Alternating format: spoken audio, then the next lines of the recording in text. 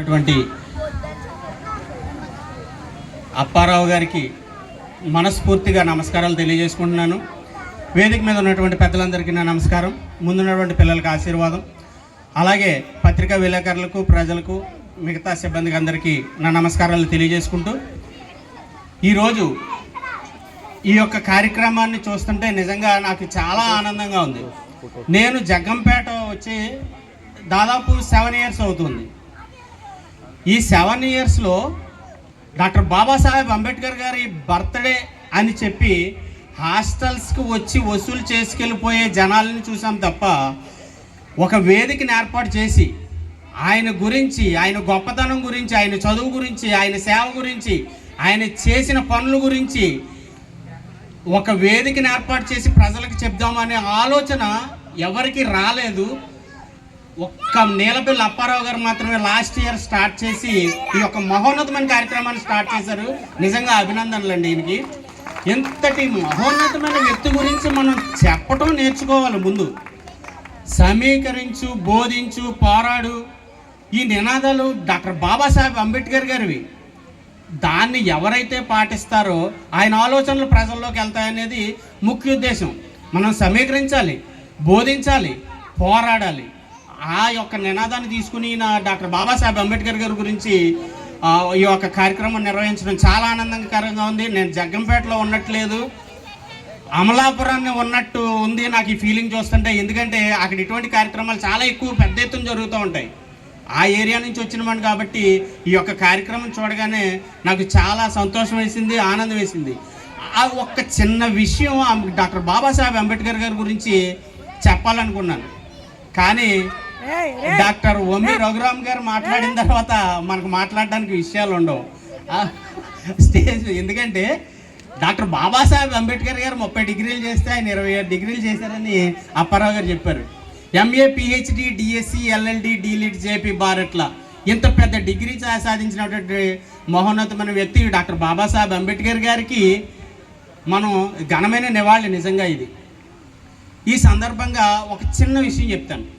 Doctor Babasaheb Ambedkar గారు ఆదర్శంగా తీసుకున్నది గౌతమ్ బుద్ధుడిని, కబీర్ని. గురువులు ఎవరు లేరు ఆయనకి. ఆయన నువ్వు ఇలా ఉండు, ఇలా చెయ్యి, ప్రజల కోసం ఇలా చెయ్యి అని చెప్పిన వ్యక్తులు ఎవరు లేరు. ఈయన స్వభావం గల వ్యక్తులు ఎవరైతే సమాజంలో ఉన్నారో, ఈయనలాగే ఎవరైతే పోరాటం చేస్తున్నారో, బడుగు బలహీన వర్గాల కోసం ఎవరైతే పోరాటం చేస్తున్నారో అటువంటి వ్యక్తుల్ని ఈయన ఆదర్శంగా తీసుకుని నా గురువులు అని ప్రకటించుకున్నాడు ఆయన. అటువంటి వ్యక్తుల్లో మహోన్నతమైన వ్యక్తి ఇవాళ అక్కడ చూస్తున్నాం. మహాత్మా జ్యోతిరావు పూలే గారు ఒకరైతే అందరికీ తెలిసిన గురువు ఈయన, అంబేద్కర్ గారికి గురువు. యాక్చువల్గా వీళ్ళిద్దరి లైఫ్ స్టైల్స్ వేరు. పూలే గారు చనిపోయిన తర్వాత అంబేద్కర్ గారు పుట్టారు. అయినా అంబేద్కర్ గారు ఆయన ఆలోచన విధానం తీసుకుని గురువుగా ప్రకటించుకున్నారు. ఇంకొక గురువు ఉన్నారు.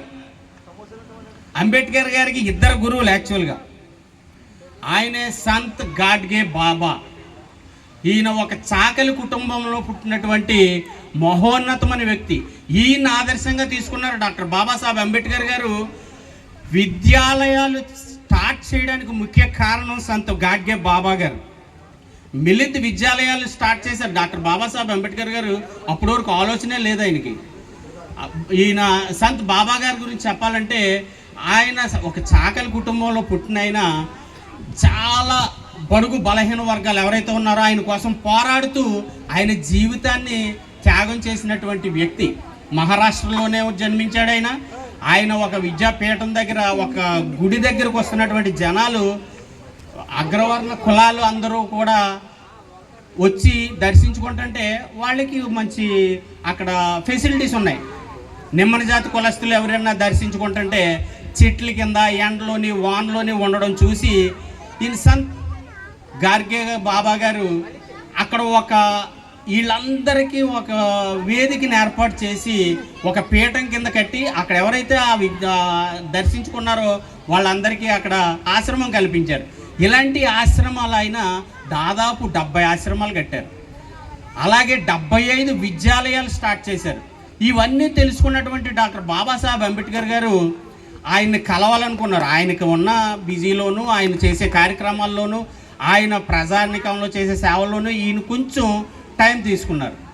ఆ తర్వాత ఎలాగైనా సరే ఈయన కలవాలని చెప్పి ఒకసారి ఈయన కలవడానికి ఆశ్రమానికి వెళ్తే అక్కడ ఒక చెట్టు కింద ఒక ఇంకా వీళ్ళు బాబాలు ఎలా ఉంటారంటే చాలా హుందాగా మంచి మంచి బట్టలు వేసుకుని చాలా హుందాగా ఉంటారు కదా, అలా ఉంటారని వెళ్తున్నారు ఆయన. కానీ ఈయన అంబేద్కర్ గారు అక్కడికి వెళ్ళేసరికి ఒక చెట్టు కింద ఒక సన్యాసి కూర్చుని చేతిలో ఒక చెప్ప పట్టుకుని, అంటే భిక్ష అడిగే వాళ్ళు ఎలా ఉంటారో అలా కూర్చొని ఉన్నారు.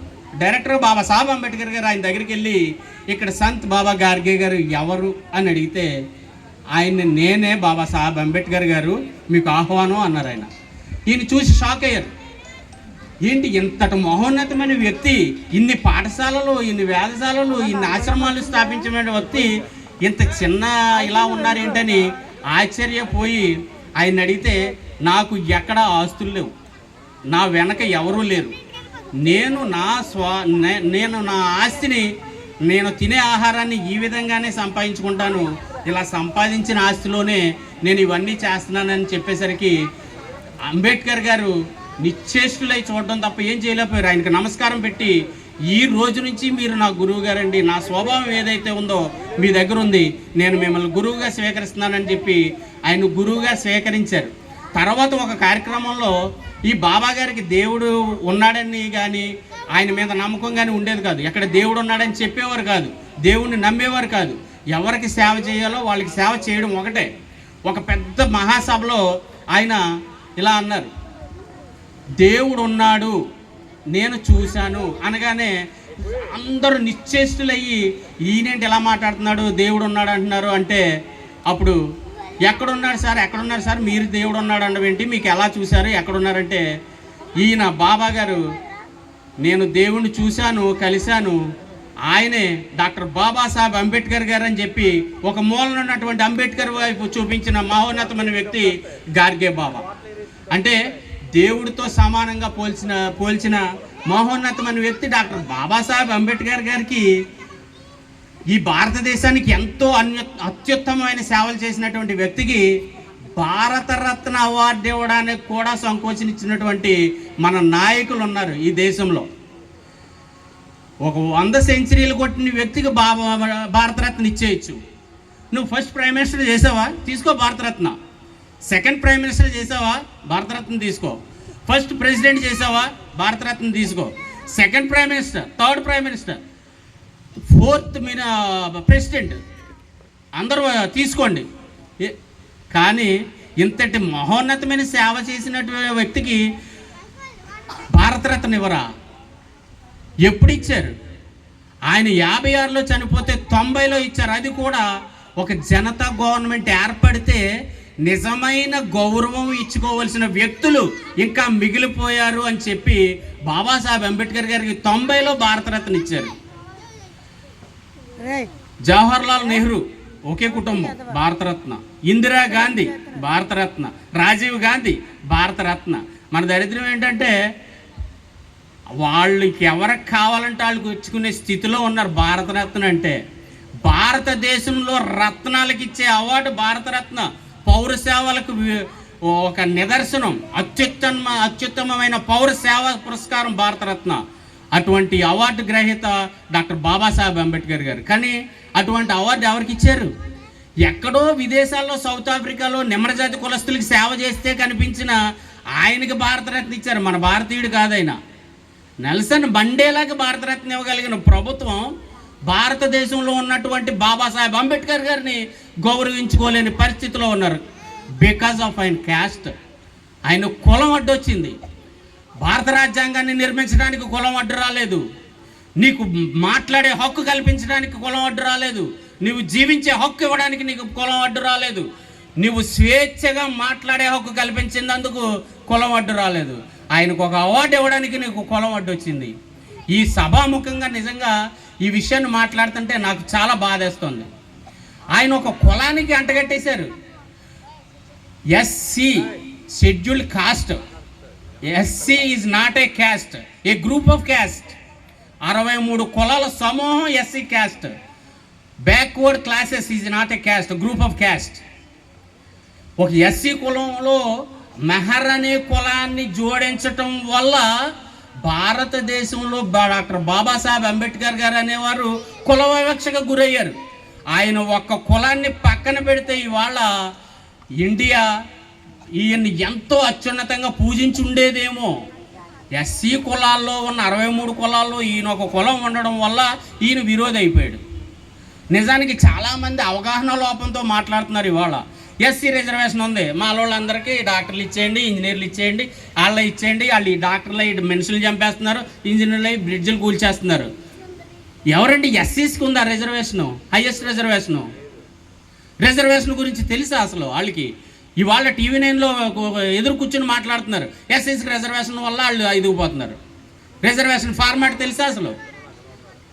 రిజర్వేషన్లో 27% బ్యాక్వర్డ్ క్లాసెస్, షెడ్యూల్ క్యాస్ట్ కేవలం 15%, వేకర్స్ ఓన్లీ 10%, మైనారిటీస్ 5%. ఇది ఎక్కువ అత్యుత్తమమైన పర్సంటేజ్ కలిగింది బ్యాక్వర్డ్ క్లాసెస్. వాళ్ళకి అంబేద్కర్ గారు గుర్తురారు. వాళ్ళు నిజంగా ఇన్ని ఫలాలు పొందుతున్నారు రిజర్వేషన్ ద్వారా అని ఎవరైనా అంటే అది ఫలాలు పొందేది నిజంగా బ్యాక్వర్డ్ క్లాసెస్. వాళ్ళు ఎవరికి అంబేద్కర్ గారు గుర్తురారు.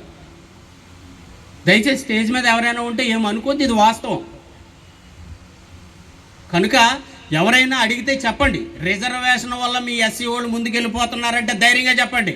మాకు కేవలం 15%, 25% వేరే వాళ్ళు ఉన్నారు, 10% ఉన్నారు, 5% ఉన్నారు. మేము విద్య బాగా చదువుకోవడం వల్ల పైకి వస్తున్నాం తప్ప మాకు రిజర్వేషన్ ఏమీ ఉపయోగపడలేదని చెప్పండి. మాకు 50% ఉండని పోరాడాడు డాక్టర్ బాబాసాహెబ్ అంబేద్కర్ గారు. 50% అడిగారు, గాంధీ గారు ఒప్పుకోలేదు. నిరాహార దీక్ష, ఆమర నిరాహార దీక్ష చేసి కూర్చున్నాడు ఆయన. మీకు 70% ఇచ్చేస్తే మేమేమైపోవాలి, మీకు ఇవ్వడం కుదరదు అన్నాడు. చచ్చిపోయే స్టేజ్లో ఉంటే ఈ నెల్లి నిమ్మరసం పెట్టాడు. సరే నేను 50% కాదు, మా వాళ్ళకి ఇంకా తగ్గిస్తున్నానని చెప్పి ఇప్పుడున్న ఫార్మాట్ని క్రియేట్ చేశారు. అది జరిగింది. దయచేసి వాస్తవాలు తెలుసుకోండి. కానీ అంటే ఎక్కువ సమయం లేదు, ఇంకా చాలా మాట్లాడాలని ఉంది, చాలా విషయాలు మీతో పంచుకోవాలని ఉంది. కానీ మరి సమయాభావం వల్ల మరి ఈ యొక్క 2 విషయాలైనా సరే మీకు చెప్పడానికి నాకు ఈ అవకాశం ఇచ్చినందుకు చాలా సంతోషంగా ఉంది. దయచేసి ఇంకా ఎక్కువ సమయం ఉన్నప్పుడు మీకు ఇంకా ఎక్కువ విషయాలు చెప్పడానికి ప్రయత్నిస్తాను. ఈ అవకాశాన్ని నాకు కల్పించినటువంటి ఈ వేదికని నాకు ఒక 5 నిమిషాలు అప్పచెప్పినందుకు